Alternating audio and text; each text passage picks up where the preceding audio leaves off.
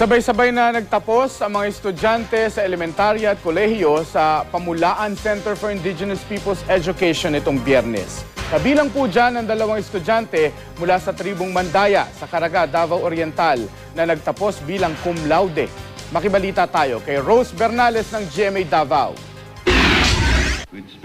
Suot ang mga toga na inspired ng kanilang katutubong kasuotan.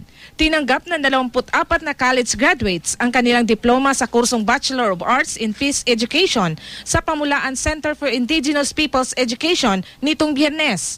Nanguna sa klase sina J.R. Cuquille at Jimrick Mangandam na parehong hinirang na cum laude. Kabilang sa tribong Mandayat ang dalawa. Nakamit ko yung tagumpay. This for 4 years of struggles after beating all the odds, and now I celebrate the success of mine. So I am very thankful to God. Nagapasalamat ko kay tungod wala na sayang ang paningkamot sa akong mga parents uban sa mga nagasuporta sa amua. Ang mga magulang tuwang-tuwa sa naabot ng kanilang mga anak. Nagdahom ko daan kay sa wala pa siya maeskwela.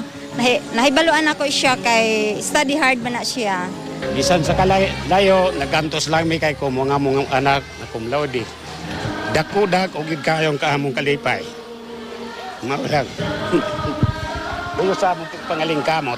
Bago magsimulang makapagtrabaho, 2 taon munang maglilingkod sa komunidad ang mga nagtapos. Pangako nila, mas payayabungin nila ang kanilang kultura. Kinahanglan nato ibalik nato ning kanatong kultura as Mandaya. Di dapat kita mauwaw biskan haim pa man bisag asa pa man tamo adto sa kung asa man nga lugar do maka-eskwela ta, dili nato ikalimtan ang atong kultura.